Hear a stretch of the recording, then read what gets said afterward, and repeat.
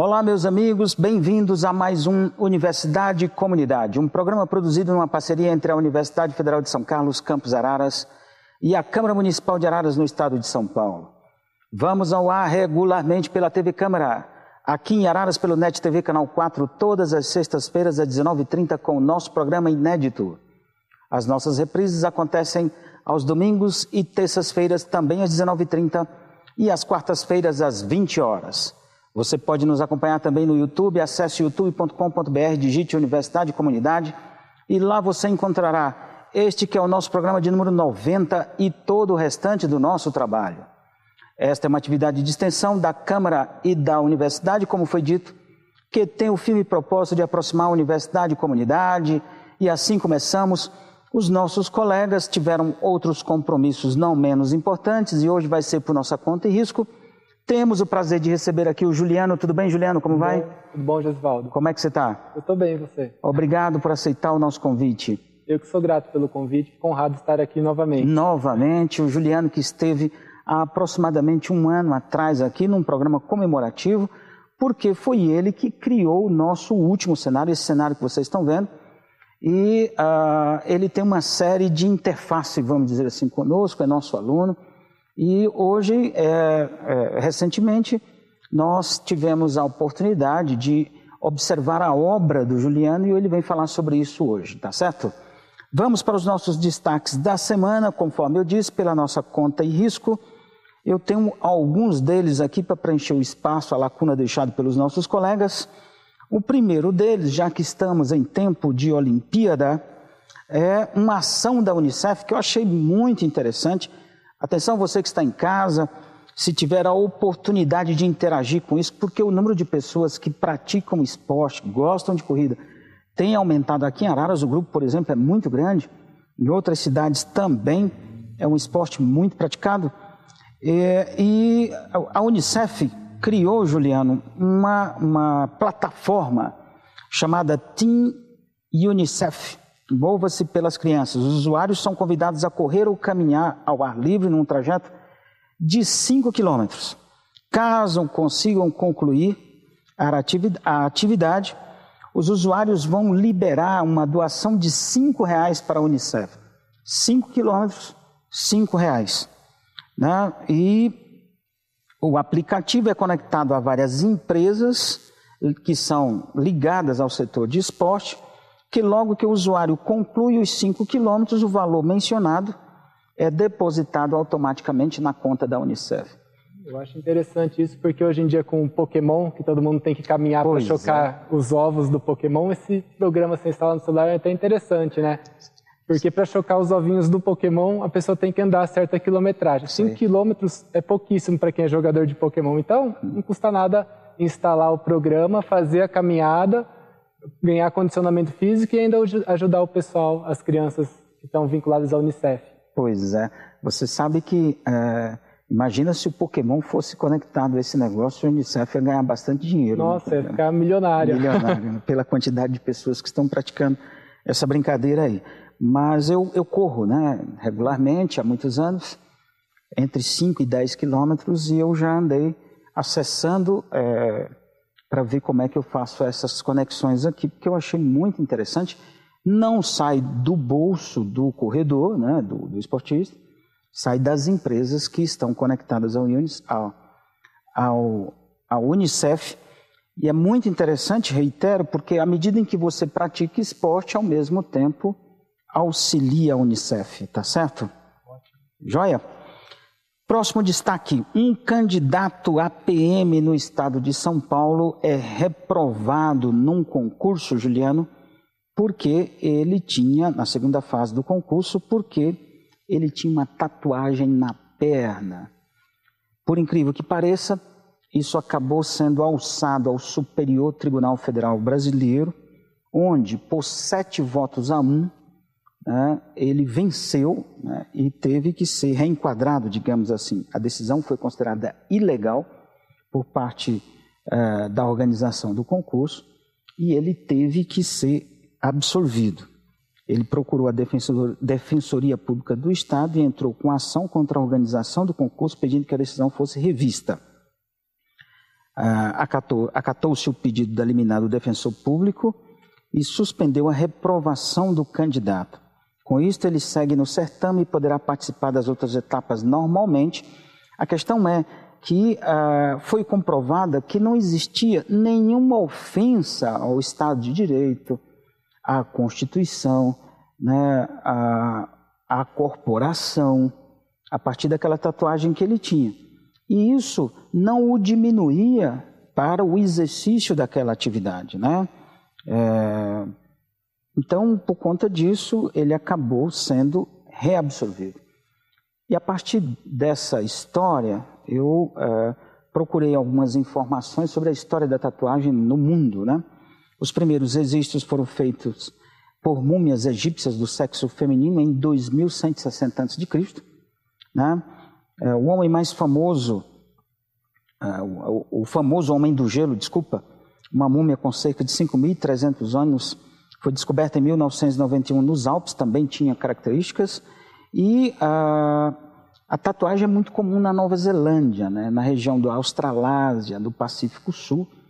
Os povos daquela região, originariamente, eles gostam muito e, consequentemente, a população como um todo acabou adotando, né? Tem todo um significado religioso para eles, né? Tem um ritual para você fazer tatuagem.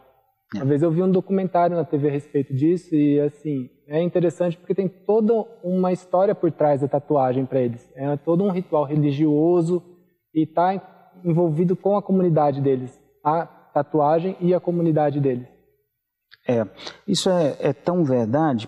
Eu estive na Nova Zelândia, originalmente, só para concluir aqui a história, no final do século XX, a pele desenhada até então, uma característica quase que exclusiva de marinheiros e presidiários, então tem uma história ligada a determinados grupos, tornou-se uma das mais duradouras modas jovens atualmente, né? Eu tive, faz 15 anos que eu tive pela primeira vez na Nova Zelândia, e eu fiquei chocado com a quantidade de pessoas que usavam tatuagem e nos mais diferentes setores da sociedade. Você ia num banco, está lá o gerente do banco, o sujeito tatuado, tinha recebendo. Aquilo para mim, naquele momento, há 15 anos atrás, não era uma coisa tão corriqueira, tão comum aqui no Brasil, né? E aquilo, repito, me assustou um pouco, né? E hoje assusta-nos uma posição como essa da PM, que é capaz de reprovar num concurso um sujeito que tem uma tatuagem na perna, que não tem representação nenhuma de agressão à corporação, vamos dizer assim. Mas, felizmente, houve uma posição bem majoritária, né, expressiva, 7-1, com relação ao STF, o que deve abrir um precedente para que esse tipo de situação não aconteça em outros concursos, em outros lugares do Brasil. Certo? E, por último, não menos interessante, mas triste, nós temos comentado regularmente aqui a respeito do desemprego.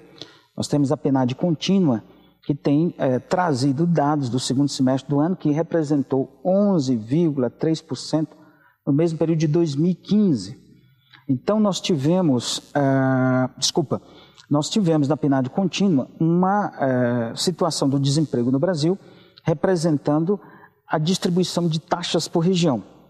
E ficou mostrado que a taxa de desocupação do desemprego na região norte ficou em 11,2%, no nordeste 13,2%, no sudeste 11,7%, no sul 8% e no centro-oeste 9,7%. Os índices de desemprego no Brasil estão muito altos. Nós temos uma economia que começa a dar sinais embrionários de recuperação. Nós temos comentado isso aqui, e isso tem sido caracterizado da seguinte ordem: um mês sobre o outro está melhorando, mas esse mês especificamente ainda é pior do que o mesmo mês do ano passado, o que mostra claramente que se existe uma recuperação, ela ainda é muito incipiente. Está muito lenta, né, para recuperar tudo que a gente perdeu. Pois é. E o que é mais triste é você ver famílias totalmente desempregadas, o pai, mãe não tem emprego, os filhos também já jovens, 17 por aí, não conseguem achar emprego também. Aproveitando carona no que você está falando, Juliano, uma das preocupações que se tem é na distribuição do desemprego. Por exemplo, Conforme eu mostrei aqui, eu falei anteriormente, 13,2% na região Nordeste, quer dizer, o maior índice do Brasil hoje, e é a região mais pobre.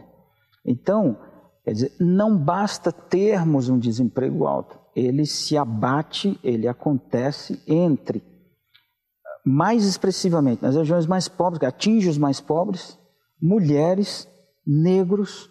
Então, essa estrutura social, ela fica mais abalada em tempos de crise. Nós temos dito muito aqui nesse programa a respeito da importância de se ter um país mais igual. Mas um país mais igual, ele é construído com renda. Quanto maior for a quantidade de capital que esse país gera, mais renda se pode distribuir, mais igualdade social você vai ter. Não tem outro caminho. Não tem. Então, à medida em que nós temos uma crise, deixa de gerar recursos, esses recursos não podem ser distribuídos, porque eles não existem, e aí começa um efeito cascata para o desemprego. A recomposição disso é feita atingindo sempre a população mais humilde, aquela que é a mais vulnerável, vamos dizer assim. Tá certo? Uma pena que essa seja a nossa realidade atual, tá certo? Tudo bem? Tudo bem. Vamos para a nossa entrevista da semana.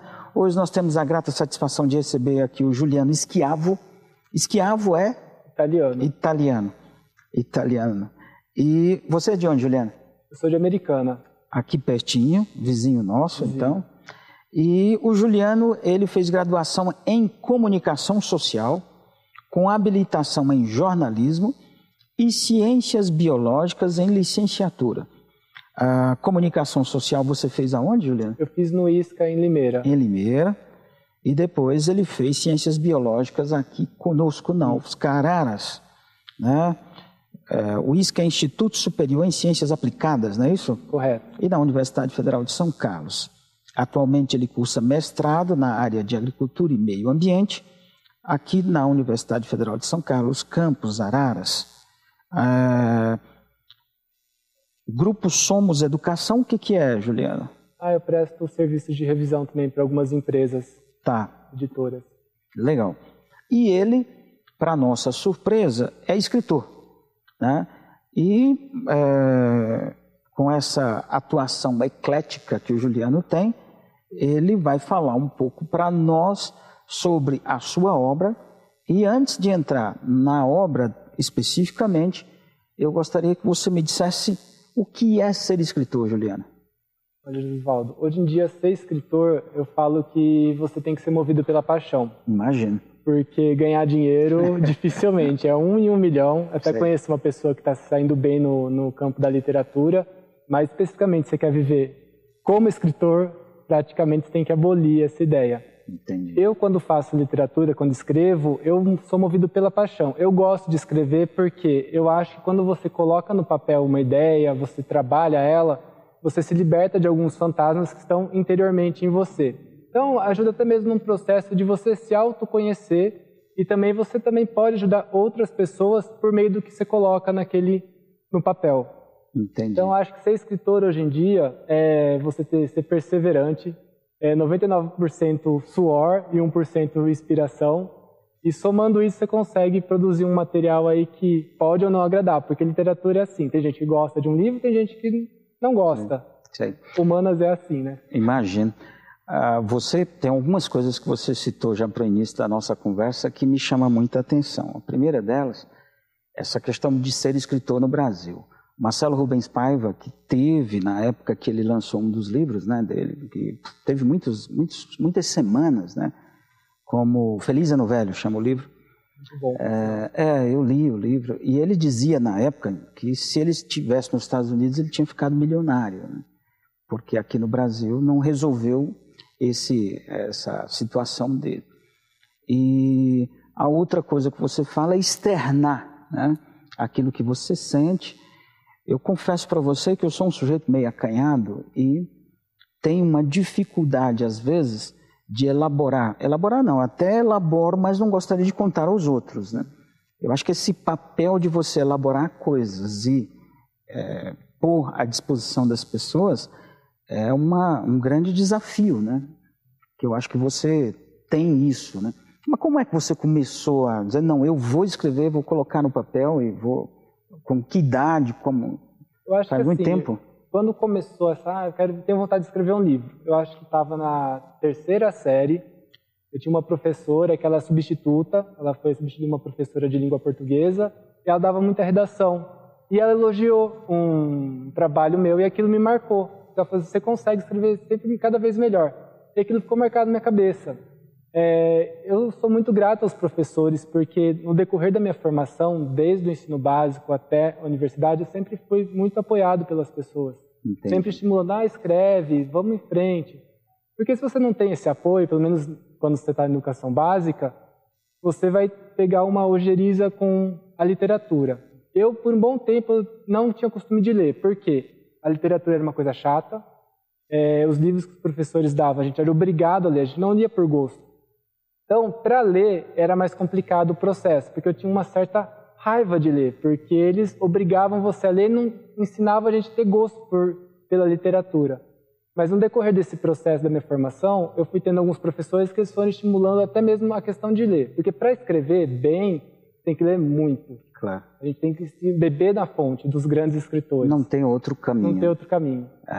Eu vou aproveitar a oportunidade, eu estou escrevendo meu memorial, né? Então, eu ia fazer algo absurdamente quadrado, uma contagem cronológica no tempo sobre as minhas ações, para tentar fugir, de uma forma arredia, de qualquer processo literário, vamos dizer assim.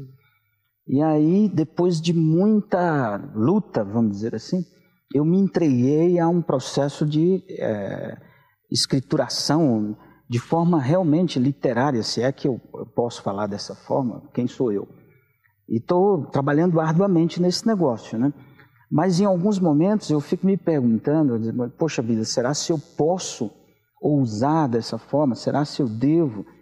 E efetivamente o que está posto ali, a minha história está sendo narrada de uma forma onde traz todo o que eu li, que é o que você está dizendo. Então, a contribuição do que eu li é absolutamente fundamental para a forma, para o jeito como eu estou escrevendo as coisas. E é engraçado isso, porque é impressionante como eu consigo utilizar o que os outros fizeram, a ferramenta que eles usaram, para colocar naquele texto que eu estou produzindo. Isso, para mim, tem sido marcante.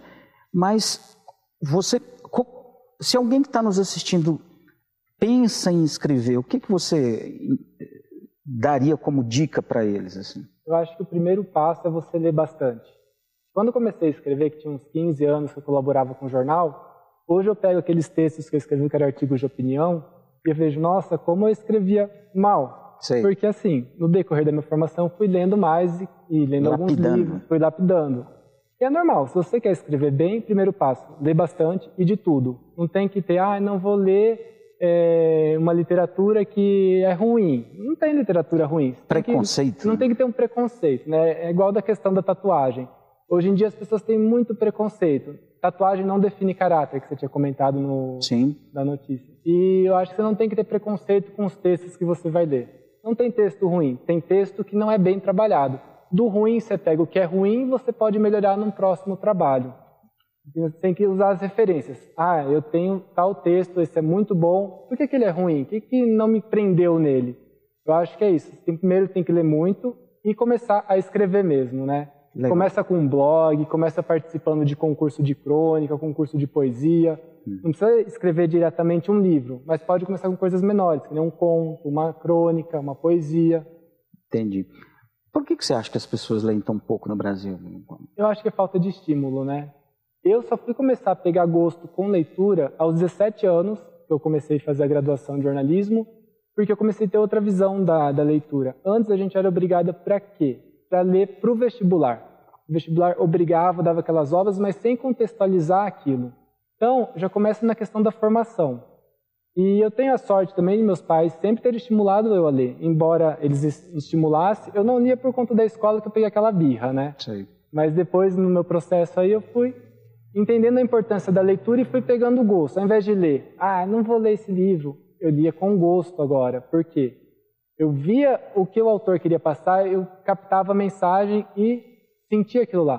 Tem até pesquisa que fala que quando as pessoas que leem, elas são mais empáticas, porque elas acabam se colocando no lugar do personagem e isso se traduz na vida dela também. Entendi. Porque ela, além de ela se colocar no lugar do personagem, ela vai conseguir se colocar no lugar do outro também. Isso é muito legal, porque aqueles que têm filho, né, devem cultivar o hábito desde cedo. Mas a questão de tentar empurrar a goela abaixo, via de regra, pode ter um efeito contrário, né? Mas você viver, que foi o que você falou por conta dos seus pais, numa casa contaminada, vamos dizer assim, por um ambiente de leitura, isso vai fazer com que a criança, gradativamente, de uma forma natural, ela acabe sendo conduzida a esse universo. Eu me lembro de uma frase, eu não vou lembrar o nome das pessoas, Juliana, mas o criador do Recruta Zero, né? Ele disse, uma certa oportunidade, numa entrevista, que o pai dele lia para ele desde o momento que ele estava ainda no berço, né? E ele disse que lembra vagamente, à medida em que ele ia crescendo, o pai dele lendo coisas e rindo, né? E ele começava a acompanhar aquilo até num dado momento que ele começou, de fato, a entender e interagir. E ele aconselhava esse tipo de ação com elas para alguns pais, né? Ele disse, você acha que seu filho não está entendendo, mas não se preocupe com isso.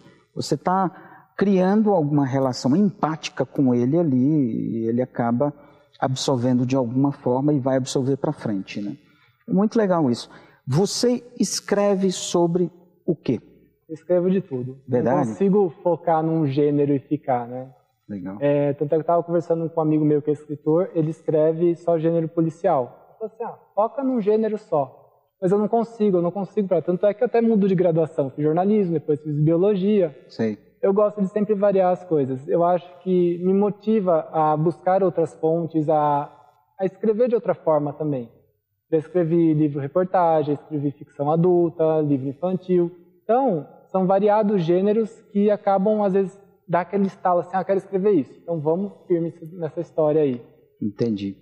Por exemplo, quando você trabalha ficção adulta, você passa a ter uma ideia ou foi alguma coisa que você viu em algum lugar que a partir dali você criou uma história? Ou essa história estava na tua cabeça? Como é que é feito isso?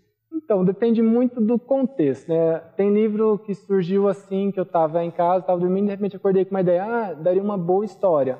Outros, eu começo escrevendo um conto e ele vai ganhando dimensão de livro.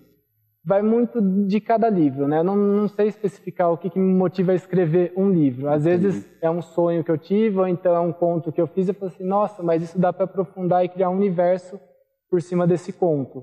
Então, são várias... Eu acho que a gente tem uma bagagem muito grande que acaba influenciando, né? Às vezes uma conversa com uma pessoa, ela conta a história dela, aquilo fica no nosso inconsciente.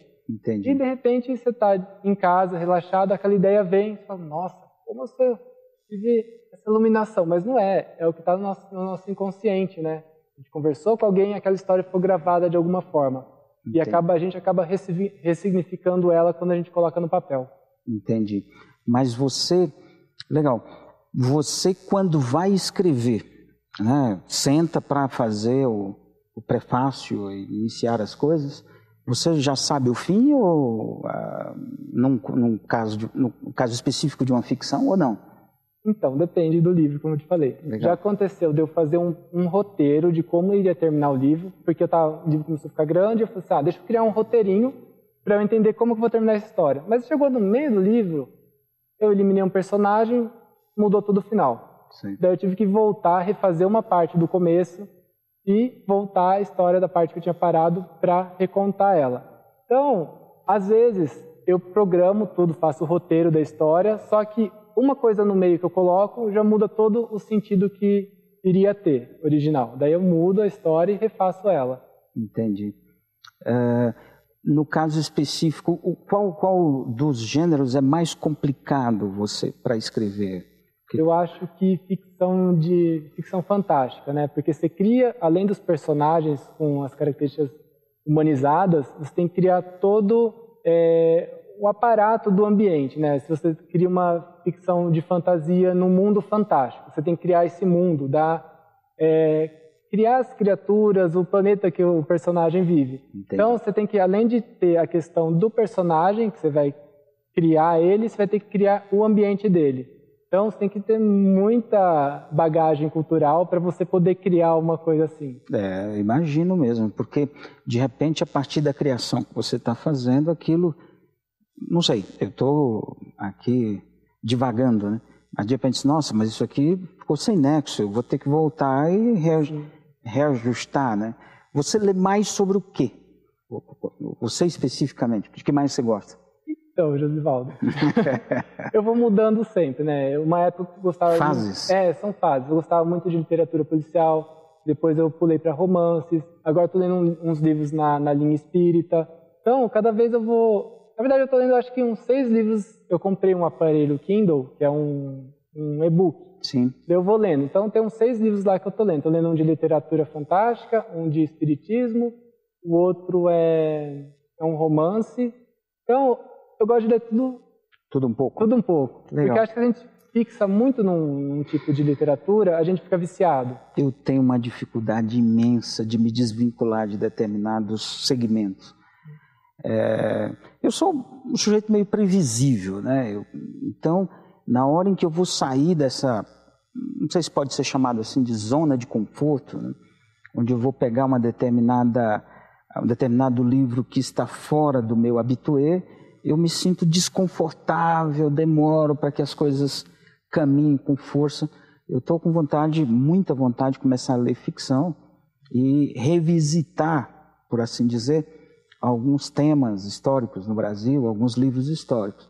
Mas aí começa toda uma certa dificuldade de você se reaprumar em relação àquilo que você faz classicamente. Você demora muito para escrever um livro? Às vezes eu já cheguei a demorar um ano inteiro. Um ano? Assim, perto dos grandes escritores, é rápido, se for ver. Porque assim, meus livros não são muito grandes. Mas é que eu, quando começo a escrever, eu fico aquele negócio, eu tenho que terminar esse livro, tenho que terminar, então eu me coloco horários para escrever.